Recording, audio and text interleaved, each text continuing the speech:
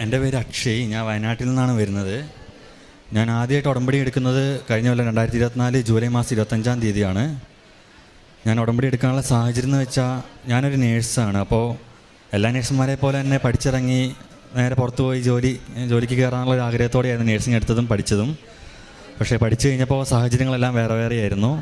പഠിച്ചിറങ്ങി ഞാൻ 2 കൊല്ലം ബാംഗ്ലൂരിൽ ജോലി ചെയ്തു. ജോലി ചെയ്തതിന് ശേഷം ഒരുപാട് കഷ്ടപ്പെട്ട് പാസ്സായിട്ടാണ് ഞാൻ OET പാസ്സായത്. OET പാസ്സായി ഒരു കൊല്ലത്തിന് മേലെ എടുത്തു എൻ്റെ പ്രോസസ്സിങ് ഞാൻ ന്യൂസിലൻഡിലേക്ക് പോകാൻ. അപ്പോൾ ഒരു കൊല്ലത്തിന് ശേഷം പ്രോസസ്സിങ് കഴിഞ്ഞ് ഞാൻ ന്യൂസിലൻഡിൽ പോകുന്നതിന് മുന്നേ എൻ്റെ മനസ്സിലുണ്ടായിരുന്നു എല്ലാം ശരിയായല്ലോ, ഇനി നേരെ ജോലിക്ക് കയറാമല്ലോ എന്നൊരു വിചാരത്തോടെയായിരുന്നു ഞാൻ ന്യൂസിലൻഡിൽ പോയത്. പക്ഷേ ന്യൂസിലൻഡിൽ എത്തിയപ്പോഴും സാഹചര്യങ്ങളെല്ലാം വേറെയായിരുന്നു. അവിടെ എത്തി എക്സാം പാസ്സായി. അതുവരെ ഒരാഴ്ച കൊണ്ട് കിട്ടിക്കൊണ്ടിരുന്ന രജിസ്ട്രേഷൻ ഞാൻ പോയപ്പോൾ കിട്ടാൻ 1.5 മാസം എടുത്തു. അങ്ങനെ 1.5 മാസവും ഞാൻ സ്വന്തം എക്സ്പെൻസൊക്കെ നോക്കി അവിടെ നിന്ന് രജിസ്ട്രേഷൻ കിട്ടിക്കഴിഞ്ഞപ്പോഴാണ് ഞാൻ മനസ്സിലാക്കിയത് ജോലി കിട്ടാൻ അത്ര എളുപ്പമല്ല എന്ന്. അവിടെ ഗവൺമെൻറ് ക്രൈസിസൊക്കെ കാരണം വിസ മാറാനും ജോലിക്ക് കിട്ടാനൊക്കെ ഒരുപാട് പ്രശ്നങ്ങളായിരുന്നു. പ്രതീക്ഷിച്ച പോലെ അല്ലായിരുന്നു സാഹചര്യങ്ങൾ അവിടെ എത്തിയപ്പോൾ. അപ്പോൾ ഞാൻ ഒരുപാട് ഡെയിലി കുറേ അപ്ലൈ ചെയ്യുന്ന പിറ്റേ ദിവസം തന്നെ അതുപോലെ തന്നെ റിജക്ഷൻസ് വരും. അങ്ങനെയൊക്കെ ഒരുപാട് കഷ്ടപ്പെട്ടിരിക്കുമ്പോഴാണ് എൻ്റെ സീനിയർ ചേച്ചി ഇങ്ങനെ കൃപാസനത്തിനെ പറ്റിയും ഉടമ്പടിനെ പറ്റിയും പറയുന്നത്. ഇതിനെപ്പറ്റി കൃപാസനത്തിനെ പറ്റി മുന്നേ കേട്ടിട്ടുണ്ടെങ്കിലും ഉടമ്പടിനെ പറ്റി എനിക്ക് അങ്ങനെയൊന്നും അറിയില്ലായിരുന്നു. അങ്ങനെ ചേച്ചി പറഞ്ഞത് പോലെ ഞാൻ ഓൺലൈനിലാണ് ആദ്യമായിട്ട് ഉടമ്പടി എടുക്കുന്നത് കഴിഞ്ഞ വർഷം ജൂലൈ 25-ാം തീയതി. അങ്ങനെ ഉടമ്പടി എടുത്തതിന് ശേഷവും എനിക്ക് അവിടെ നിൽക്കാൻ പറ്റാത്ത സാഹചര്യങ്ങളായിരുന്നു. അതുകൊണ്ട് ഞാൻ തിരിച്ച് നാട്ടിലേക്ക് വന്ന് ബാംഗ്ലൂരിൽ ഞാൻ ജോലിക്ക് കയറി കയറിയ ശേഷവും ഞാൻ ഉടമ്പടി എടുക്കുന്നതിന് മുന്നേ പ്രാർത്ഥിക്കുന്നുണ്ടോയെന്ന് ചോദിച്ചാൽ പ്രാർത്ഥിക്കും, അല്ലാതെ അങ്ങനെ അത്രയ്ക്ക് ആത്മീയമായിട്ട് ഞാൻ ദൈവത്തോട് അടുത്തിട്ടൊന്നും അല്ലായിരുന്നു. അപ്പോൾ ഉടമ്പടിയതിന് ശേഷം ഇന്ന് രാവിലെ എണീക്കുമ്പോൾ ഞാൻ ബൈബിൾ നോക്കി എണീക്കും, ബൈബിൾ വായിച്ച് പ്രാർത്ഥിക്കും.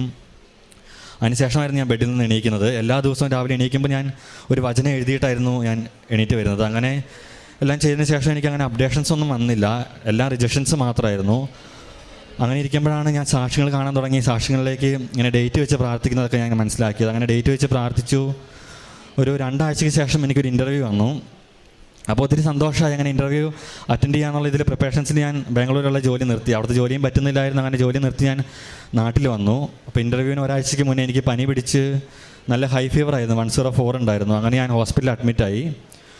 ഒരു 6-7 ദിവസം അഡ്മിറ്റായി. അങ്ങനെ ഹോസ്പിറ്റലിൽ നിന്നാണ് ഞാൻ ഇൻ്റർവ്യൂ അറ്റൻഡ് ചെയ്യുന്നത്. അങ്ങനെ ഇൻ്റർവ്യൂ അറ്റൻഡ് ചെയ്ത് അതിന് ശേഷവും ഇൻ്റർവ്യൂ അറ്റൻഡ് ചെയ്ത ആൾ എനിക്ക് അപ്ഡേഷൻസും തന്നില്ല, സെലക്ട് ആയോ ഇല്ലയോ അങ്ങനെ ഒന്നും പറഞ്ഞില്ല. ഞാൻ പിന്നെ അങ്ങനെ വെയിറ്റ് ചെയ്തിരിക്കുമ്പോഴാണ് എനിക്കൊരു മെയിൽ വന്നത്, നീ സെലക്ട് ആയിട്ടുണ്ടെന്ന് പറഞ്ഞ്.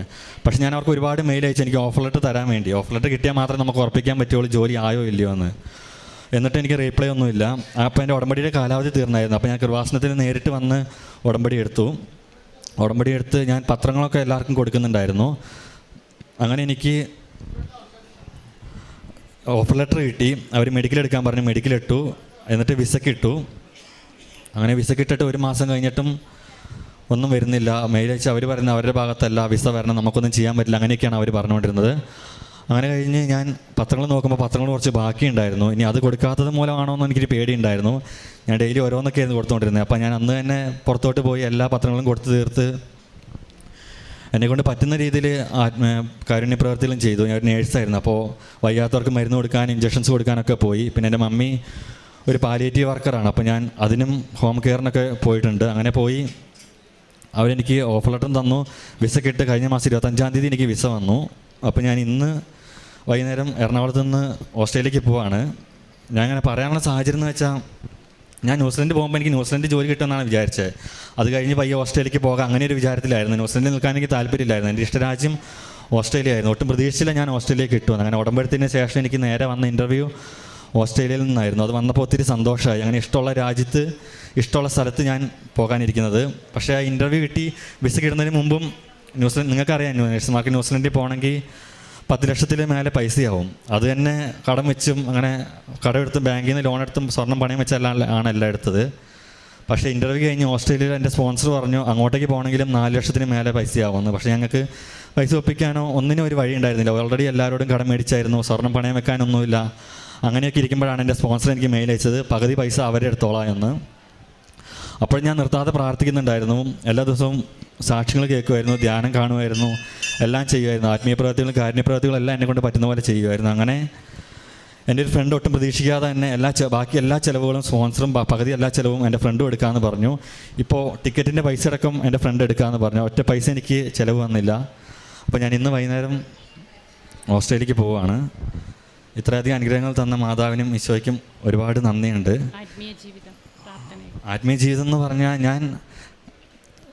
ഞാനൊരു ക്രിസ്ത്യനാണെങ്കിലും എല്ലാ ദിവസവും പ്രാർത്ഥിക്കും. ഞാൻ പ്രാർത്ഥിക്കുന്നത് എന്താണെന്ന് വീട്ടുകാർക്ക് തന്നെ മനസ്സിലാവില്ല. സ്പീഡിൽ ഇങ്ങനെ 5 മിനിറ്റ് കൊണ്ട് പ്രാർത്ഥിച്ച് വിടുകയുള്ളൂ.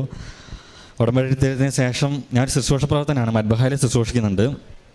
അങ്ങനെ ഉടമ്പടി എടുത്തതിന് ശേഷം എല്ലാ ദിവസവും സന്ധ്യപ്രാർത്ഥനയിൽ പ്രാർത്ഥിക്കാൻ തുടങ്ങി. രാവിലെ 5 മണിക്കും എണീറ്റ് പ്രാർത്ഥിക്കാൻ തുടങ്ങി. എല്ലാ ദിവസവും ബൈബിൾ വായിക്കാൻ തുടങ്ങി, സാക്ഷ്യം കേൾക്കാൻ തുടങ്ങി, ധ്യാനം കാണാൻ തുടങ്ങി. അങ്ങനെ എല്ലാ പ്രവൃത്തികളും ചെയ്ത് ഇവിടുന്ന് കഴിഞ്ഞ പ്രാവശ്യം ഇവിടുന്ന് ഉടമ്പടി എടുത്ത് പോകുമ്പോൾ എന്നെ മനസ്സിലുണ്ടായിരുന്നു ഈ വിശുദ്ധ മദ്ബഹായിൽ വന്ന് എനിക്ക് സാക്ഷ്യം എന്നെ യോഗ്യനാക്കണമേ എന്ന്. അതുപോലെ തന്നെ എൻ്റെ വിശുദ്ധ മാതാവ് എന്നെ യോഗ്യനാക്കി. ഒത്തിരി നന്ദിയുണ്ട്.